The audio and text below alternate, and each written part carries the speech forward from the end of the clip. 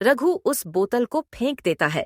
तभी एक जोरदार धुआं के साथ एक जादुई जिन प्रकट हुआ और वो जिन बोलता है,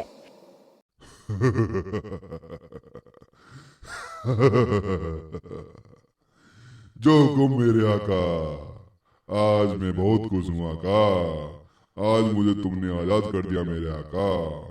इस दिन का मुझे बेसब्री से इंतजार था।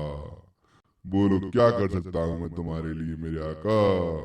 मैं आपका अब गुलाम हूँ मेरे आका।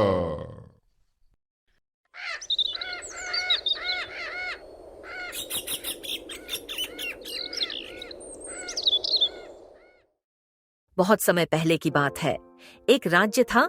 उस राज्य के राजा वीरेंद्र अपनी प्रजा के लिए बहुत दयालु और न्यायप्रिय थे। उनकी बेटी राजकुमारी रत्ना अपनी सुंदरता और दया के लिए पूरे राज्य में प्रसिद्ध थी। वही राज्य के एक छोटे से गांव में एक गरीब लड़का रघु रहता था। रघु के माता पिता बचपन में ही स्वर्ग सुधार गए थे और वह अपना जीवन मेहनत मजदूरी कर बिताता था। उसका दिल सोने जैसा था। वह दूसरों की मदद करने में हमेशा आगे रहता और अपने छोटे छोटे सपनों में ही खुश रहता था। मंत्री जी, मुझे प्रजा की स्थिति के बारे में पूरी जानकारी चाहिए। महाराज, आपकी कृपा से राज्य में समृद्धि है, परंतु कुछ क्षेत्रों में किसान सूखे के कारण परेशान हैं। व्यापारियों को भी करों में छूट की आवश्यकता है महाराज। यह तो गंभीर विषय है। हमें शीघ्र ही कोई उपाय करना होगा।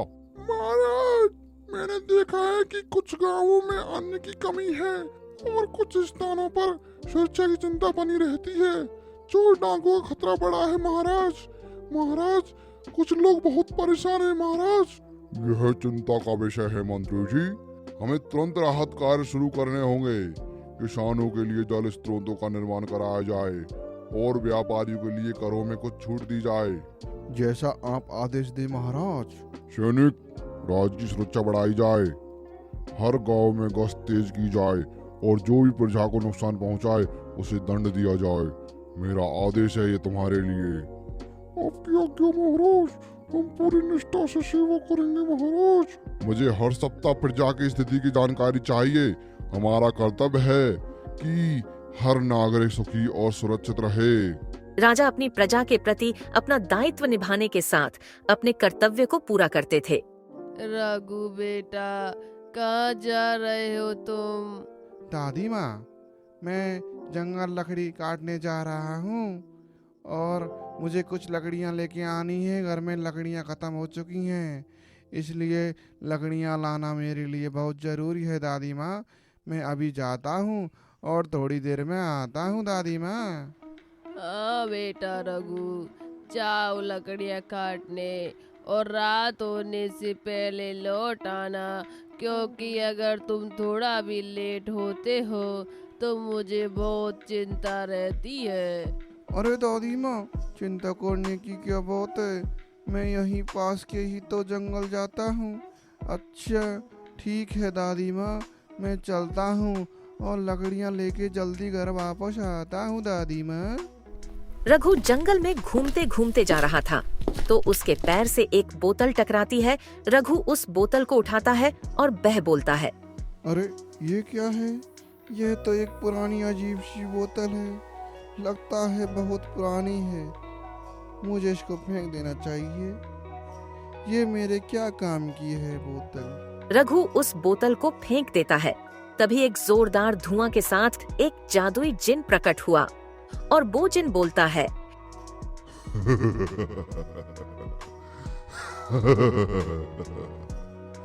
जो हुकुम मेरे आका। आज मैं बहुत खुश हूँ आका। आज मुझे तुमने आजाद कर दिया मेरे आका। इस दिन का मुझे बेसब्री से इंतजार था। बोलो क्या कर सकता हूँ मैं तुम्हारे लिए मेरे आका। मैं आपका अब गुलाम हूँ मेरे आका। कौन कौन कौन हो तुम? इस बोतल में कैसे आए? क्योंकि ये बोतल तो बहुत छोटी है और भला इसमें कोई कैसे कैद हो सकता है?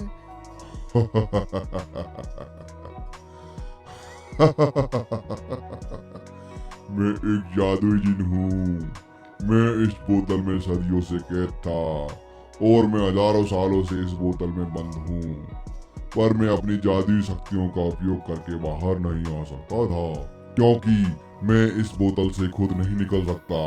मुझे इस बोतल में रहने का शराब है। मैं अपने आप इस बोतल से बाहर नहीं निकल सकता का।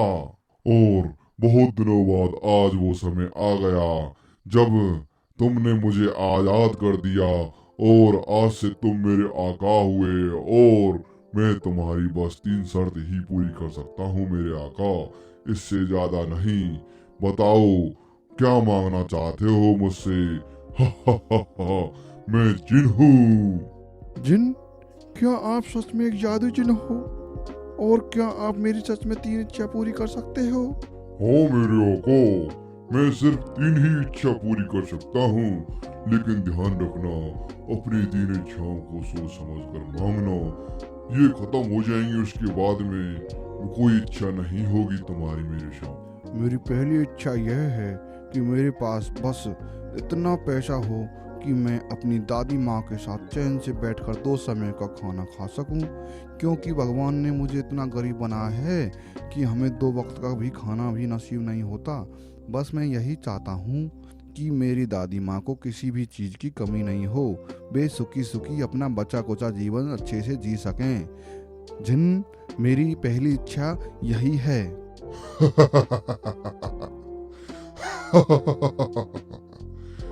आप जैसा बोलो जो हुकुम मेरे आका, तथास्तु। उसी पल रंगों की झोपड़ी एक मकान में बदल गई। और बताओ और 2 इच्छाएं क्या हैं मेरे आका? मुझे अपनी इच्छा व्यतीत करो मेरे आका। वो मैं तुम्हें बाद में सोच के बताऊंगा, अभी मेरे लिए इतना ही बहुत है। एक काम करो, तुम मेरे साथ घर चलो जिन, और मैं तुम्हें आगे की इच्छा घर पे ही बताऊंगा मेरे जिन। जो हुकुम मेरे आका, जैसा आप कहो वैसा ही होगा। मैं आपके साथ घर पे चलने के लिए तैयार हूँ। चलो अब घर चलते हैं। जादुई जिन और रघु घर के लिए निकल जाते हैं। घर पहुंचने के बाद रघु की दादी बोलती है, रघु बेटा, देखा तुमने ये चमत्कार? हमारी ये छोटी सी झोपड़ी कैसे पक्के मकान में बदल गई। पता नहीं भगवान का ये कैसा चमत्कार है। अरे दादी माँ, ये भगवान का चमत्कार नहीं है, ये एक जादुई जिन का चमत्कार है। उसने ही किया है ये सब। जादुई जिन? वो कहाँ मिला तुझे रघु बेटा? दादी माँ, मैं घर से लकड़ियाँ काटने जा रहा था, तब मेरे पैर से एक बोतल टकराई और मैंने वो फेंक दी, तो उससे एक जादुई जिन निकला और फिर उसके बदले उसने मुझे ये सब दिया। भला उस जादुई जिन का जिसने हमारे सारे कष्ट खत्म कर दिए, हम उसका ये एहसान जिंदगी भर नहीं भूलेंगे। हाँ दादी माँ, तुम सही बोल रही हो। उस जादुई जिन ने तो हमारी जिंदगी बदल दी है। हे जादुई जिन, अब तुम जा सकते हो, क्योंकि मुझे अभी मेरी 2 इच्छाएं नहीं मांगनी। मैं मांगूंगा तब तुझे बुला लूंगा। जो हुकुम मेरे आका, मैं हमेशा आपकी सेवा में हाजिर रहूंगा मेरे आका। रघु के बोलते ही वो जादुई जिन गायब हो जाता है। उधर राजकुमारी अपने पिताजी से बोलती है, पिताजी, मुझे जंगल घूमने जाना है। बहुत दिन हो गए हैं मुझे जंगल घूमे हुए, इसलिए आज मैं जंगल घूमने जाना चाहती हूँ। हाँ राजकुमारी रत्ना, तुम जा सकती हो जंगल घूमने, पर अकेली नहीं। हमारे सैनिकों में से किसी एक को ले जाओ अपने साथ। पिताजी, अब मैं कोई छोटी बच्ची नहीं हूँ, अब मैं बड़ी हो गई हूँ और मुझे अब साथ की किसी की जरूरत नहीं है। मैं अकेली ही जा सकती हूँ जंगल घूमने। हाँ बेटी रत्ना, मुझे पता है कि अब तुम बड़ी हो गई हो, लेकिन जंगल में बहुत जंगली जानवर रहते हैं, इसलिए मैं तुमसे हमारे सैनिकों को ले जाने के लिए बोल रहा हूँ, ताकि तुम्हें कुछ ना हो और तुम सुरक्षित घर वापस आ सको। अरे पिताजी, कुछ नहीं होगा मुझे, आप चिंता मत करो। और मैं किसी से डरती थोड़ी हूँ, मैं जंगल घूमकर जल्दी ही वापस आ जाऊंगी। ठीक है बेटी रत्ना, तुम जो ठीक समझो। जाओ तुम घूमने और जल्दी ही वापस आ जाना। ठीक है पिताजी, मैं चलती हूँ। राजकुमारी रत्ना अकेली जंगल घूमने के लिए निकल जाती है और उधर रघु भी जंगल घूमने गया था। जादुई जिन, आओ मेरे सामने प्रकट हो। जो हुकुम मेरे आका, बोलो मेरे आका, क्या काम है मेरे से मेरे आका?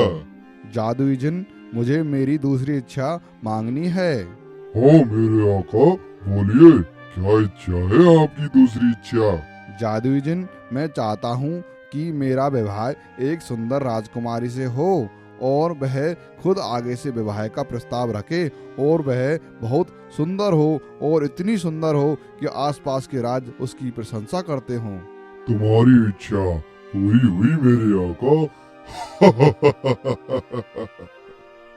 पर जादुई जिन, किसी को ये पता नहीं लगना चाहिए कि ये सब मैंने तुम्हारे जरिए किया था। जो हुकुम मेरे आका, कभी किसी को पता नहीं चलेगा। बस तुम किसी से आगे से कोई बात नहीं करोगे, ना ही ये दिखाओगे कि तुम भी राजकुमारी से विवाह करना चाहते हो। तुमको खुद आगे से राजकुमारी विवाह का प्रस्ताव रखेगी, तब तुम उससे विवाह कर लेना। ठीक है जादुई जिन, तुम बोलोगे ऐसा ही करूँगा। जिन गायब हो जाता है। तभी वहाँ राजकुमारी आ जाती है। अरे वाह, कितने हरे भरे पेड़ पौधे हैं यहाँ पर आकर बहुत अच्छा महसूस हो रहा है। इस जंगल की हरियाली को देखकर मन प्रसन्न हो गया। ऐसा मन कर रहा है जैसे रोज जंगल घूमने आया करूं। और ये नदी का पानी कितना अच्छा लग रहा है। तभी राजकुमारी को रघु नदी के किनारे मछलियों को दाना डालते हुए नजर आता है और राजकुमारी सोचती है, अरे ये लड़का कितना अच्छा है जो इन मछलियों को दाना डाल रहा है, और यह दिखने में भी कितना अच्छा है। मुझे ये लड़का एक ही बार में पसंद आ गया है। अब मुझे इसी लड़के से विवाह करना है। राजकुमारी महल वापस चली जाती है। राजकुमारी को देख उसके पिताजी बोलते हैं, राजकुमारी रत्ना, घूम आई बेटी जंगल से। बताओ कैसा लगा जंगल? घूमने में कोई परेशानी तो नहीं आई? तुम्हें अगर कोई परेशानी हुई हो तो हमें बता दीजिए। नहीं पिताजी, मुझे जंगल में कोई परेशानी नहीं हुई, बल्कि मुझे जंगल घूमकर बहुत अच्छा लगा। और पिताजी, मुझे आज जंगल में नदी के किनारे एक लड़का दिखाई दिया। वह लड़का मछलियों को दाना डाल रहा था और वह लड़का मुझे बहुत अच्छा लगा। इसलिए पिताजी, मैं उस लड़के से विवाह करना चाहती हूँ। लड़का? कौन था वो लड़का? क्या उसे तुमने उसके बारे में कुछ पूछा? उसका नाम पता कुछ पता है? तुमको अगर पता है तो हमें बताओ, हम बात करेंगे उस लड़के से। पिताजी, यही तो नहीं पता मुझे। पिताजी, मैंने उस लड़के से बात नहीं की, बस उसको दूर से ही देखा था और मुझे वह लड़का अच्छा लगा। वो मुझे एक ही बार में पसंद आ गया, इसलिए मुझे सिर्फ उससे ही विवाह करना है। उसके अलावा मुझे किसी और लड़के से विवाह नहीं करना, चाहे फिर कुछ भी हो जाए। ऐसा मत बोलो बेटी रत्ना, हम लाएंगे उस लड़के को कहीं ना कहीं से ढूंढकर। पर ऐसे हम उसे कैसे ढूंढ सकते हैं? तुम उसकी हमें कोई निशानी तो बताओ। उसका पहनावा, वह दिखने में कैसा था? उसका रंग कुछ तो बताओ हमें उसके बारे में बेटी रत्ना। पिताजी, वह जंगल के आसपास का ही कोई लकड़हारा लग रहा था और उसका रंग गोरा था। वह पहनावे से अच्छे खासे घर का लग रहा था। ठीक है बेटी रत्ना, हम उसे ढूंढने की कोशिश करते हैं। ठीक है पिताजी। सैनिकों, हमारी राजकुमारी को एक लड़का पसंद आ गया है और वह गांव का ही कोई एक लड़का है और उसका रंग गोरा है और अच्छे खासे घर का भी है। हमें उस लड़के को ढूंढकर लाओ। हमें वह लड़का किसी भी हाल में चाहिए। हमारी राजकुमारी उस लड़के से विवाह करना चाहती है और उस लड़के से विवाह करने की जिद कर रही है। इसलिए जाओ, कहीं से भी उसे ढूंढकर लाओ। क्या क्या महाराज? सैनिक रघु को जगह जगह ढूंढने लग जाते हैं। तभी उनका गांव वालों के जरिए पता चलता है कि पास में एक लकड़हारा है और वह कुछ ही दिनों में पैसे वाला बना है। सैनिक उसके घर जाते हैं। अरे लड़के, क्या नाम है तुम्हारा? जी मेरा नाम रघु है। तो रघु, हमारे साथ अब तुम महल चलो। महाराज ने तुम्हें महल में याद किया है। मुझे क्यों महाराज ने याद किया, और भला मैं उनके क्या काम आ सकता हूँ? तुम चलो हमारे साथ, तुम्हें वहाँ ही सब कुछ पता चल जाएगा। ठीक है, तो चलो चलते हैं और देखते हैं कि मुझे महाराज ने क्यों याद किया है। रघु बेटा, कहाँ जा रहे हो तुम उनके साथ? दादी माँ, यह सैनिक हैं और महाराज ने मुझे याद किया है, इसलिए यह मुझे ले जाने आए हैं। इसलिए मैं महाराज से मिलने जा रहा हूँ और जल्दी ही वापस आ जाऊंगा। तुम परेशान मत होना। दादी माँ, तुम आराम करना और मैं आता हूँ अभी। पर रघु बेटा, तुमको भला महाराज क्यों याद करेंगे? जरूर इन सैनिकों को कोई गलत फहमी हुई है। महाराज ने किसी और को बुलाया होगा। यह गलती से हमारे घर आ गए हैं। नहीं, हमें कोई गलतफहमी नहीं हुई है। हम सब कुछ पता करके आए हैं और अब तुम समय बर्बाद ना करो, जल्दी से हमारे साथ चलो। महाराज तुम्हारा इंतजार कर रहे होंगे। सैनिक रघु को लेकर महल पहुंच जाते हैं। महाराज, जगह जगह पता करने के बाद हमें इस लड़के के बारे में बताया गया और हम इसे आपके पास लेकर आ गए हैं। महाराज, क्या नाम है तुम्हारा और क्या करते हो तुम? जी महाराज, मेरा नाम रघु है और मैं एक लकड़हारा हूँ। क्या तुम जंगल में रोज लकड़ियाँ काटने जाते हो? जी महाराज, मैं जंगल में रोज लकड़ियाँ काटने पहले जाता था, अब नहीं जाता। अब तो बस मैं कभी कभी घूमने जाता हूँ महाराज। क्या तुम कल जंगल घूमने गए थे और क्या नदी के किनारे तुम ही मछलियों को दाना डाल रहे थे? जी महाराज, मैं गया था कल जंगल घूमने और नदी के किनारे मछलियों को दाना भी डाल रहा था। पर महाराज, यह सब आपको कैसे पता है? रघु, कल मेरी बेटी रत्ना भी जंगल घूमने गई थी और उसने तुम्हें नदी किनारे मछलियों को दाना डालते हुए देखा और तुमको देखकर तुम उसे पसंद आ गए। इसलिए उसने मुझे आकर बोला और वह तुमसे विवाह करना चाहती है। वह तुमको पसंद करती है, इसलिए हमने तुमको यहाँ पर बुलवाया। हमारी राजकुमारी की जिद है कि वह तुमसे ही विवाह करेगी, अन्यथा किसी से भी नहीं करेगी। सैनिकों, राजकुमारी को बुलाकर लाओ। राजकुमारी रघु को महल में देख खुश हो जाती है और बोलती है, पिताजी, यही है वह लड़का जो मुझे जंगल में मिला था और यह मुझे एक ही बार में पसंद आ गया और मैं इसी से विवाह करना चाहती हूँ। महाराज, मैं राजकुमारी से विवाह नहीं कर सकता, क्योंकि महाराज मैं राजकुमारी से विवाह करने योग्य नहीं हूँ। क्यों नहीं हो तुम मुझसे विवाह करने योग्य? मुझे अमीर गरीब धन दौलत इन सब से कोई फर्क नहीं पड़ता। तुम मुझे पसंद हो, इसलिए मैं सिर्फ तुमसे ही विवाह करना चाहती हूँ। ठीक है राजकुमारी जी, पर मेरे घर में मेरी दादी माँ भी है और मैं उनको बिना बताए कुछ नहीं करता, इसलिए मैं पहले उनसे जाकर पूछूंगा, फिर आपको बता दूंगा। ठीक है, तुम अपनी दादी माँ से पूछ कर आना और मुझे आकर बता देना। मैं तुम्हारा इंतजार करूंगी। ठीक है राजकुमारी जी।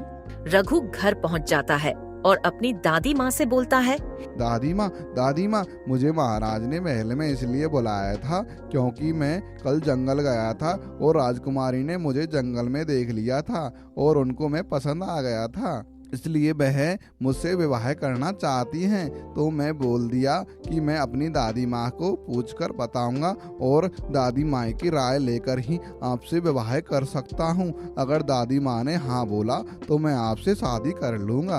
दादी माँ, आप बताओ क्या करना है क्या नहीं? अरे रघु बेटा, इसमें भला पूछने की क्या बात है? राजकुमारी खुद तुमसे विवाह करना चाहती है, इससे अच्छी किस्मत और क्या हो सकती है? मैं भला क्यों मना करूंगी? तुम कर सकते हो राजकुमारी से विवाह। ठीक है दादी माँ, कल जाकर उनको बोल दूंगा कि मैं शादी के लिए तैयार हूँ। इस बीच रघु ने जिन से अपनी तीसरी इच्छा मांगनी चाही और जिन को बुलाया। हे जादुई जिन, आओ और मेरे सामने प्रकट हो जाओ। जो हुक्म मेरे आका, आदेश कीजिए मेरे आका। जादुई जिन, मेरी तीसरी इच्छा है कि मुझे ज्ञान चाहिए जिससे मैं लोगों की मदद कर सकूं। जो हुक्म मेरे आका, तथास्तु। अब तुम्हें हर समस्या का समाधान पता होगा। धन्यवाद जिन, अब मैं लोगों के लिए कुछ अच्छा कर पाऊंगा। अगले दिन सुबह होती है। रघु महाराज से मिलने जाता है। और रघु पूछा है अपनी दादी माँ से, उन्होंने हाँ तो बोला ही होगा। हाँ महाराज, मैं पूछ आया अपनी दादी माँ से और उन्होंने हाँ कह दिया है। क्या क्या हाँ बोल दिया आपकी दादी माँ ने? कितनी अच्छी है आपकी दादी माँ। आज से आपकी दादी माँ मेरी भी दादी माँ है। पर महाराज आप फिर से सोच लीजिए। इसमें सोचने वाली क्या बात है?